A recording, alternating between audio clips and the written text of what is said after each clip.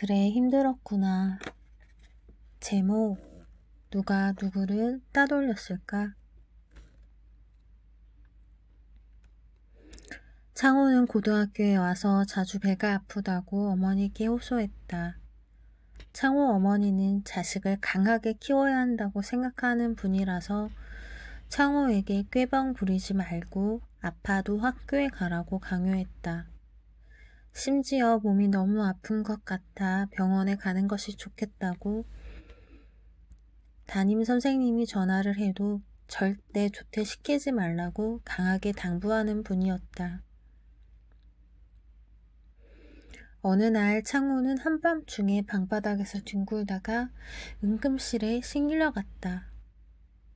그러나 진단 결과 몸에는 아무런 이상이 없었다. 창호 어머니는 창호에게 화가 났지만 뭔가 이상하다는 생각이 들어 창호와 대화를 나누기 시작했다. 그리고 창호가 학교에서 5명의 친구들에게 따돌림을 받고 있다는 사실을 알게 되었다. 친구들의 따돌림 때문에 학교에 가기 싫어 일부러 아픈 척 한다고 생각한 창호 어머니는 교무실을 찾아가 흡사 성난 호랑이처럼 소리를 질러댔다. 경험이 많은 담임 선생님이 창호 어머니를 달래면서 침착하게 상황을 잘 처리했다.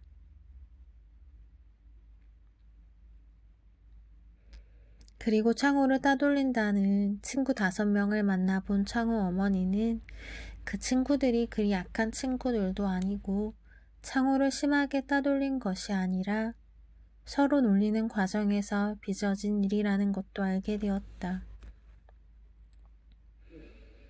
이렇게 해서 상황은 일단락되고 창호 어머니의 마음도 좀 가라앉았다. 그런데 문제는 여기서부터 시작되었다. 창호가 여전히 배 아프다면서 학교에 가지 않으려 했기 때문이다.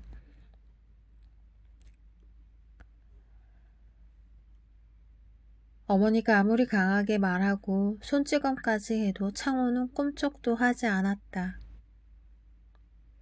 병원에 가 보았지만 여전히 이상은 없었고 따돌림을 시켰다는 5명의 친구는 오히려 매일 집에 와서 창호에게 이런저런 도움을 주고 갔다. 당황스럽기도 하고 지치기도 한 창호 어머니는 담임 선생님과 함께 창호를 데리고 학교 상담실로 찾아오셨다. 이제는 분출할 마땅한 대상도 없어서 수그러들기는 했지만 창호 어머니의 자그마한 몸짓은 분노로 딱딱하게 굳어 있었다. 창호는 고개를 푹 숙인 채 굳이 들고 있지 않아도 될 약봉지를 보란듯이 들고 있었다. 나는 창호 어머니가 이런저런 이야기를 쏟아놓는 것을 한참 듣고 난 뒤 담임 선생님과 창호에게 잠시 옆방으로 가 있으라 하고 창호 어머니와 단둘이 이야기를 나누었다.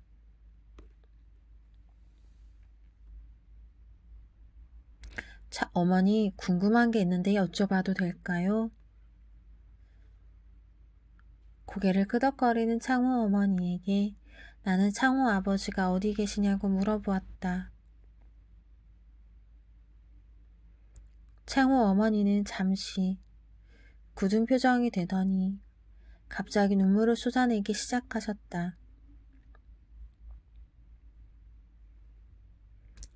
그리고 창호 아버지가 사업에 실패해서 외국으로 도주했고 벌써 몇 년째 소식이 끊어진 상태라고 말했다.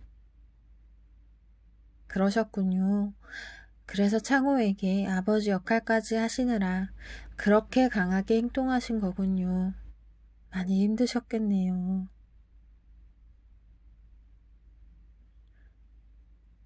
창호 어머니는 더 흐느끼기 시작했다. 울음이 잦아들 즈음 나는 다시 말했다. 제가 보기에는 어머니께서 아버지 역할을 아주 잘하고 계세요. 충분히 잘하고 계세요. 그런데 어머니, 창호 어머니는 지금 어디에 계실까요? 어머니요?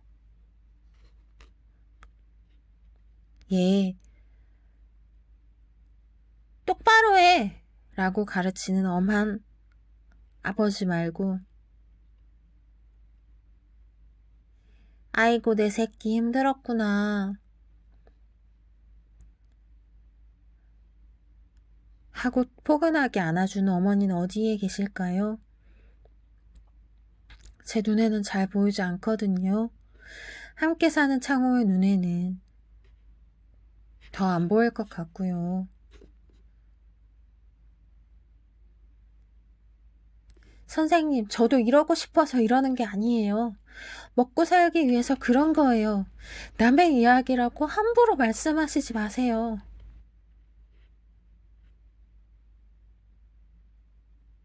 어머니께서 그렇게 말씀하시니까 제가 무서워지네요. 어머니에게 말을 건네기가 굉장히 조심스러워져요. 아니, 싫어지네요. 그래도 창호는 어머니 아들이라서 저보다 나은 것 같네요. 몸으로라도 말씀드리고 있으니까 말이에요. 무슨 말씀이세요? 어머니, 창호 몸이 아프면 가장 속상할 사람이 누구일까요? 어머니 아닐까요? 어쩌면 창호가 몸으로 아파하는 것은 어머니에게 화를 내고 있는 것은 아닐까요? 무의식적으로 엄마 때문에 힘드니까 나를 힘들게 하는 엄마도 힘들었으면 좋겠다 해서 그렇게 아픈 것일 수도 있습니다. 선생님, 우리 창호가 그렇게 막대먹은 놈이라고 생각하시나요? 아니요. 반대여서 문제라고 생각해요. 저는 창호가 지나치게 효자라고 생각합니다.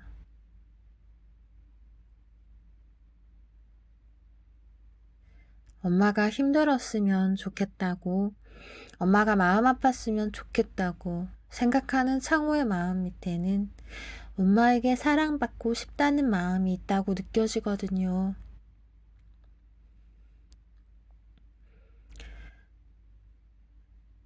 정확하게는 모르겠습니다만 제가 생각하기에 창호가 고등학교에 들어오기 전 엄마랑 편안하게 지내던 시간이 있었던 것 같습니다. 창호는 그때의 엄마, 자신을 사랑해주던 엄마가 그리운 거죠. 그리고 자신을 사랑해주던 그 엄마가 이렇게 무서워진 것을 보고 너무나 슬픈 나머지 몸이 아파 버린 것일 수 있습니다.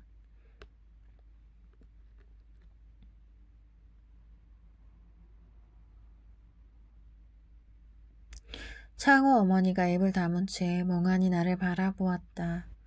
그러다가 좀 전과는 다른 눈물을 흘렸다. 나는 담임 선생님과 창호를 불렀다.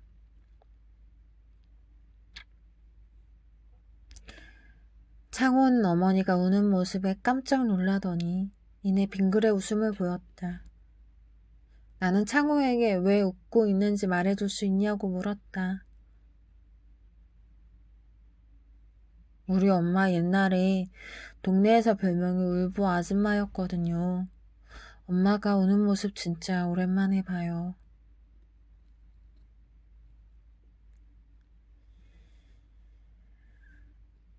그 말에 창호 어머니는 어색하게 웃었다. 보좌관의 웃는 모습이 참 닮았다고 생각했다. 덩달아 담임 선생님의 얼굴에도 웃음이 번졌다. 나도 웃으며 어머니에게 실례가 되지 않는다면 주민등록증을 꺼내 보여주실 수 있나요? 라고 물었다. 위아해하는 창호 어머니에게 나는 내가 보는 것이 아니라 어머니와 창호가 볼 것이라고 했다.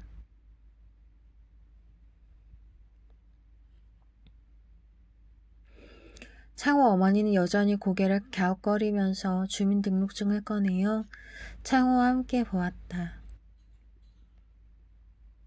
두 모자는 주민등록증에 있는 창호 어머니의 옛날 사진, 그러니까 강한 엄마가 되기 이전의 사진을 보면서 깔깔 웃음을 터뜨렸다. 잠시 후 어머니는 그 작은 품에 덩치 큰 창호를 껴안고 다시 울기 시작했다. 그리고 이렇게 말했다. 미안하다, 창호야.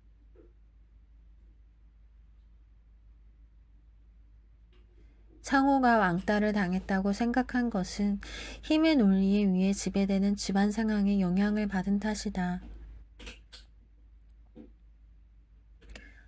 아버지가 사업에 실패해서 도주하자 사춘기 소년 창호는 세상에서 강자와 약자가 있어 힘의 논리로 세상을 지배한다고 생각하기 시작했다.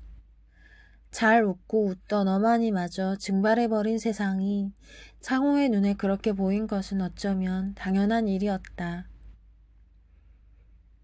그래서 친구들의 사소한 장난을 견디지 못해 괴로워했고 괴로워도 세상을 향해 손을 내밀 용기가 나지 않았다. 왜냐하면 창호가 만나는 세상은 힘이 약한 사람이 바보인 세상이었기 때문이다.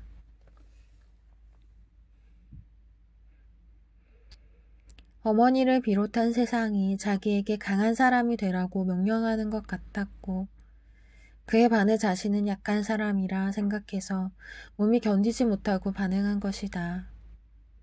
그러나 창호가 배가 아픈 것은 차라리 잘된 일이었다.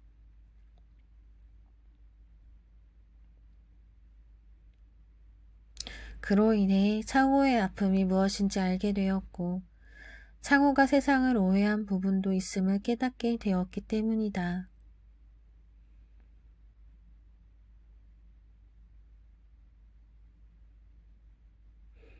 이처럼 신체 안은 슬픈 방어 기제이기도 하지만 알아차리기만 한다면 자신의 마음 상태를 확인할 수 있는 고마운 친구이기도 하다. 청소년들과 얽힌 문제는 문제 자체만 바라보면 해결이 더 어려워진다.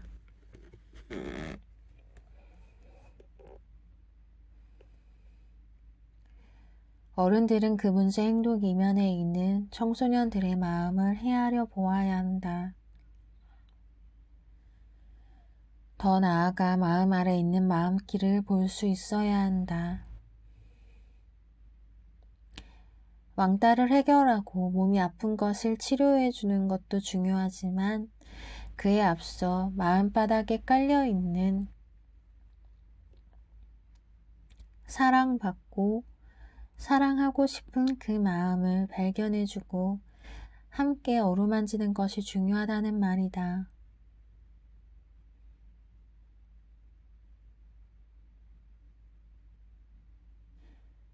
그것이 청소년들과 막힌 담을 허무는 첫 걸음이다.